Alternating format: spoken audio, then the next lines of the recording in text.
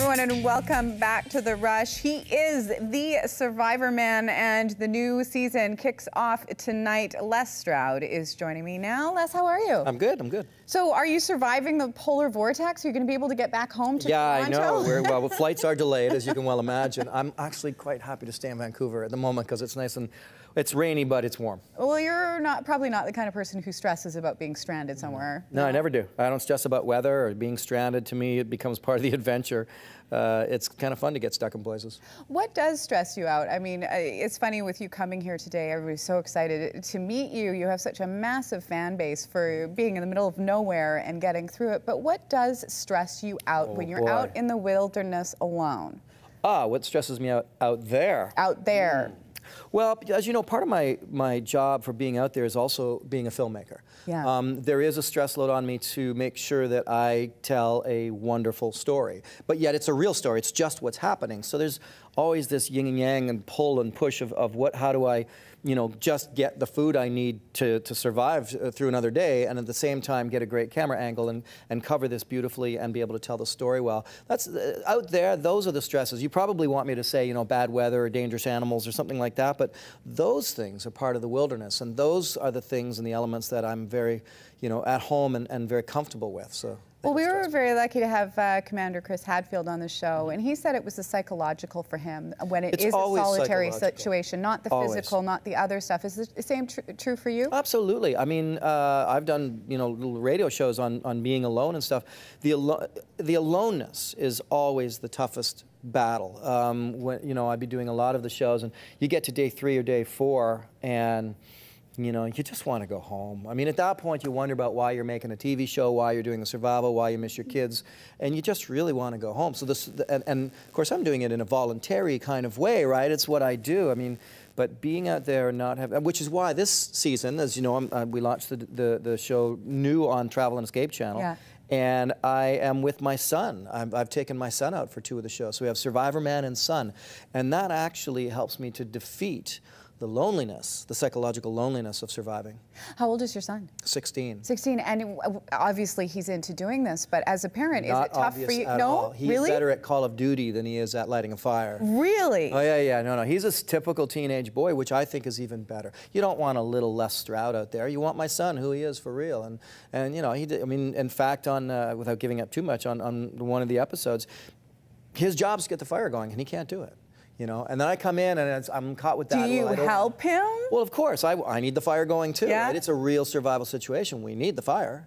Yeah. I was gathering wild edibles, so I come in, and in that case, I get the fire going like that. I don't want to make him look bad, but it's a good lesson to him to see, look, you just missed something here, and this is what's important. As a parent, was that a tough decision for you to bring your son into this whole world? Yes, but the decision wasn't tough. As a parent, the decision wasn't tough in terms of survival. I know what's what out there. The decision was was tougher in terms of, keeping this kid motivated and, he's not as driven as I am. I mean, I love him to death and we're as close as high school, best friends, but it's a tough job. And it doesn't stop in 24 hours. It goes for the next 3, 4, 5 days or longer. And so it was more difficult to think about how I'm going to have to pressure him to buck up to do his job.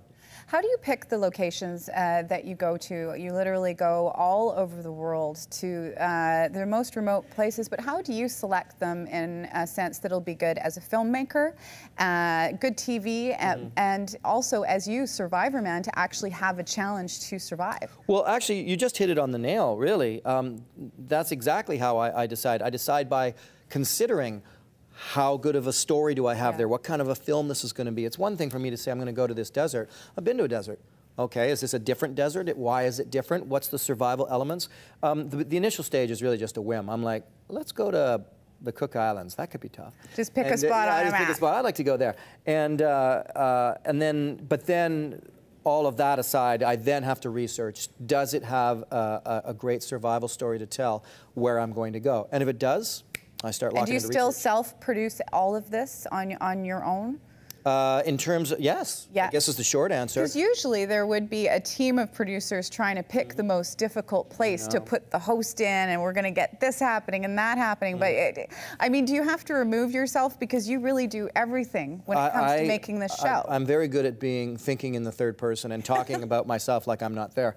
And I'm sure the team that I have, which is a wonderful creative team, would tell you that I'm, I'm a control freak. And so, but the bottom line, the reality is I've tried to have people pick locations for me. They can't do it because, they don't. If I ask my survival buddies, can you go ahead of me and pick a great location there to do it? Well, sure, they'll pick a great spot, and I'll look at it, I'll get there and look, and for filmmaking, it's horrible. Yeah. It's like, this is gonna be the worst thing to film. I'll ask my film team to pick a location, and they'll pick a spot, and I'll go, I can't survive here. There's nothing to do. So it still ends up having, I've been occupying a very unique role for my career, 13 years strong now doing this. Has it really been that long? It's been that long. I started, well, I'll tell you, the first show I ever did, which was like a pilot before we called it Survivor Man, I got stalled because of 9/11. That's how long I've been doing it. Wow. Yeah. And was it really inspired by the Survivor television show, People on an Island? Well, I wouldn't say inspired. I would say that I had the original idea when I was studying survival to do films like this. When Survivor, CBS Survivor hit, remember Mark Burnett's show and that, it was so big that I started doing interviews like this about the show as a kind of an expert opinion on, is it really survival? Of course it wasn't, it was a joke, but that's when I thought, you're onto something. I bet you my idea could go now, and I make the call saying, I can be alone, I can survive for real, and I can film it all and bring it back to you. And because Survivor was so big, right. Ooh, this is like a nice little juxtaposition to what that big show's doing, and of course it took off. Let's take the Argentinian episode, and maybe you can tell me why that was a good place for you as far as being a survivor, having enough challenge. Do you want the Argentinian episode or the Argentina episode? Yeah, I was telling you, I once called it Argentina on live television. I never lived it down, but you do the same thing. It's like aluminium, aluminum. Exactly. It's one of those things. But why was it a good spot? Argentina, Tierra del Fuego, right down at the tip, was terrific because it's one of those very weather-wise. It's very unpredictable. You don't know what you're going to get. And you saw it. The weather literally changed on you. So the winds, the snow, and then the beautiful blue skies. Yes, I was expecting rolling green hills, and I got something quite other than that halfway through. And we're going to look at a clip right now. Can you set up which part, what's happening here? Yeah. Well, this is a scene where I first come upon, which does happen on occasion, and on occasion on my show, what's called an old gaucho cabin, which was like a semi-abandoned old cabin in the middle of nowhere. In the world of survival, these are godsends because you find a roof that's ready-made to go. You're in business. That takes away a huge part of the equation. Your shelter, but that doesn't feed you.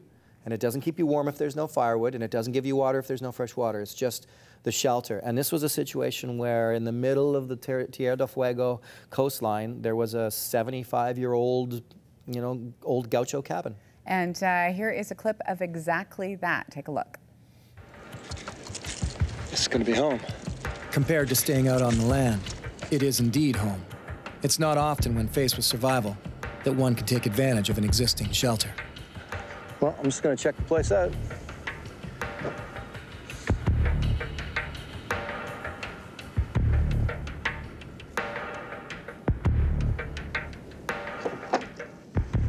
Ah, nice.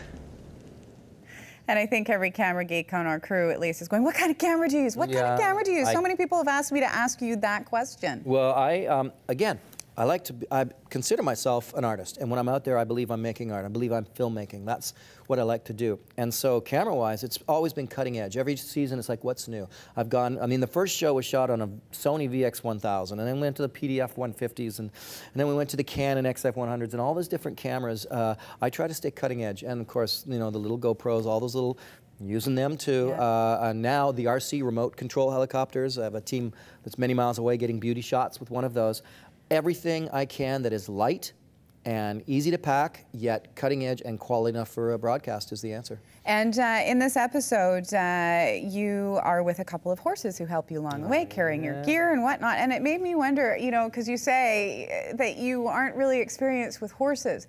Yeah, I suck at it. You could, I guess, take some horseback riding lessons or prepare yourself in that respect, but you don't. Why do you do that to yourself so you've got that extra hurdle? Yeah, stupidity, I'm sure, is a big part of it. I would like to, in can, in some cases, take a little more time, especially with the horseback. But on the other hand, you know, the show is so real. It's just me doing my thing. You know, if it was a kayaking show, I'm good at that. If it was a canoeing, I'm good at that. Yeah. But horseback riding, not so experienced. But this is the way they travel down there, so this is the way I'll do it. And let's see what happens. But what that ends up doing in a true story kind of way is it presents a problem for Les Stroud that maybe a lot of other guys out there would not have, but a lot of people would have the same issue. I've never ridden one either. What do I do if a you know, a 1,200-pound animal is bucking and not wanting you to put the bit in its mouth, which was a big problem there.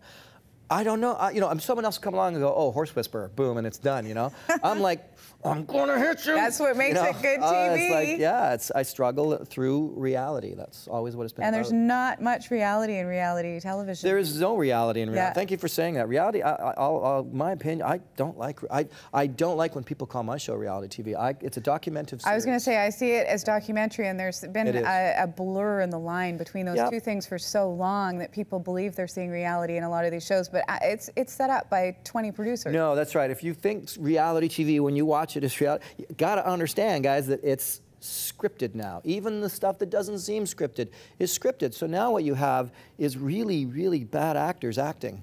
With it's like the new soap opera. Yeah, well, yeah, and you have scripts written by producers, and I'm sorry, we're getting on a tangent on a pet peeve. That's okay. You have jokes written by reality TV producers. If I want to kind of yell sometimes, get a comedy writer. Exactly. There's lots of phenomenal. You want to write jokes, get a comedy writer to write the jokes. But instead, you've got TV producers thinking they're funny. I don't buy it. I'm maybe old school, but I'm a fan of real documentary filmmaking. It just so happens that Survivor Man hit right at the cusp of that time.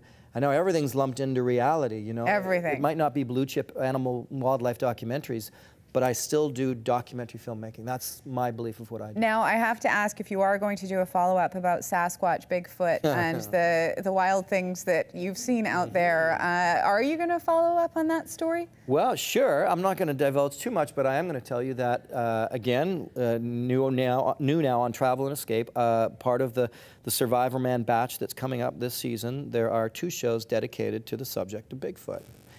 Which we shot out in the Alberta-BC border, and that's coming on very soon. So you'll get chances then. Talk about teasing it out there. I know. Okay, we've got to get some questions from our audience too. We've got Dom on our social media desk today. What is our first question for Les, Dom? Hi guys, our first question is from Facebook, and they're asking, what is the first thing we should do if we get lost to survive? What should we do? Well, I mean, the number one thing always is remain calm. That's the first thing. You have to calm down. Sit down. Calm down. And then it's always about, I say survival is not passive. Survival is very active and proactive. You have to be that way if you're going to survive. You have to take command of your own destiny in a survival situation. You need knowledge to do that. If you want to make decisions, you need knowledge. So stop for a second. And there's 3 zones of assessment that I describe them as. The zone number 1 is your own body. Are you hurt? What's in your pockets? What are you carrying in your coat? Number 2 zone of assessment is what's close around. Is there a backpack with stuff? You have a tent. You have a friend and he's got a broken leg. You have a canoe. Zone of assessment number 3 is further afield. What's further afield? Well, I remember that a half a kilometer back there's a cabin. Or I remember from the map that if I walk a half a kilometer off to the east, no matter what, I will hit a road. You know, those things, that's zone of assessment number 3. And so those, to me, are the things to keep in mind. That starts you off. Once you can do those questions in about 30 seconds. You can answer all that stuff I just talked about, and then you go, okay, here's what I'm going to do. Yeah. Okay, we have time for one more question, Dom. Our next question is talking about food. What is the worst thing you ever ate? Oh, God. Well, I did a series called Beyond Survival, which was very much like Survivor Man, but I survived with different remote indigenous cultures around the world. And I did ceremonies and trance dances and all kinds of stuff. And in there, I was in Siberut, and I ate a sago larva with the Mantuai tribe, where I got my tattooing and all done with a stick and a nail. And that sago larva was the most disgusting thing I've ever. It's actually was undulating and moving, and had to eat it alive. It was gross. Okay, everybody, enjoy your lunch. One more question: have you ever Googled yourself? There's so many rumors of your death. It's unbelievable. When I was like Paul researching McCartney you, right now. I know. Is he alive? Is he going to show up today? Could be a holograph. For I all know. I know. I can't answer that question yet. I'll just leave that one up to the All mystery. right. Okay, we're going to have to check out the 6th season premiere of Survivor Man. It airs tonight on Travel Escape Channel. Make sure that you check it out. 10 p.m. is the airtime. You can also find out everything about Les at his website, lesstroud.ca. We're going to take a quick break.